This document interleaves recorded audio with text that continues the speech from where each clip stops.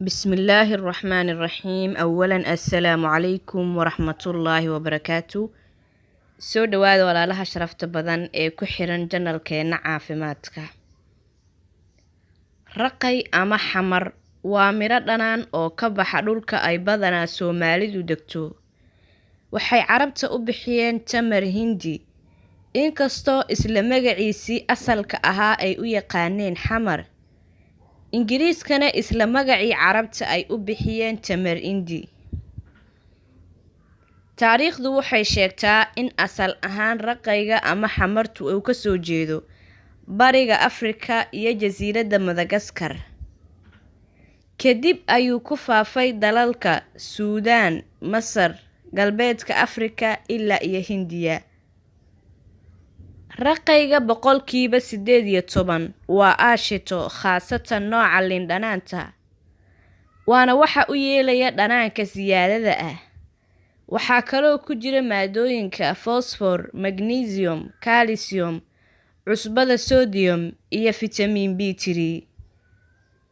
Faa'iidooyinka caafimaad ee laga helo raqayga. Waxa ugu horeeya, raqaygu wuxuu leeyahay awood qalajiye, wuxuuna dilaa jeermisyo kala duwan oo bini'aadanka ku dhaca, khaasatan bakteeriyada. Raqaygu waa calool jilciye degdeg ah, wuxuuna hoos u dhigaa aashitada caloosha. Sidoo kale waxaa ka mid ah faa'iidooyinka caafimaad ee raqayga. Raqayga waxaa ku jirta maado qandhada jebiso. Shirkadaha qaarkood oo sameeya daawooyinka carruurta waxay ku soo daraan raqayga ama xamarta. Sidoo kale raqayga wuxuu u roon yahay dheefshiidka, wuxuuna yareeyaa dibirada iyo hawada badan. Raqaygu wuxuu u roon yahay durayga, hergabka, wuxuuna furaa rabitaanka cuntada ama abateedka. Sidoo kale raqayga wuxuu yareeyaa lalabada, wuxuuna ka hortagaa mataga, wayna cuni karaan haweenka walaca. Raqaygu wuxuu si dhaqso ah ku baabi'iyaa oonka, waana sababta ay ummado badan u isticmaalaan xilliga soonka. Wuxuuna cunada u furaa qofka, wuxuuna yareeyaa daacada iyo dibirada. Wuxuu hoos u dhigaa aashitada caloosha. Sidaa ayuu ku noqday cabitaanka ugu habboon ee la cabo bisha Ramadaan.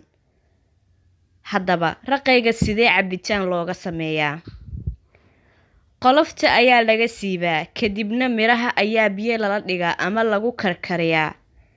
Kadibna waa la qaboojiyaa. Markii la miiro kadib, sokor ama malab ayaa lagu darsadaa, sidaas ayaana lagu cabaa.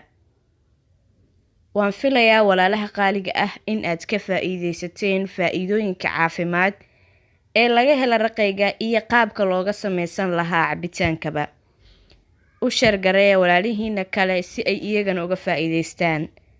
Haddii aad nagu cusub tahay, fadlan ha iloobin janalka inaad subscribe saarato, gambaleelkana furo si ay kuu soo gaaraan fiidiyodeena xiga. Wassalaamu calaykum.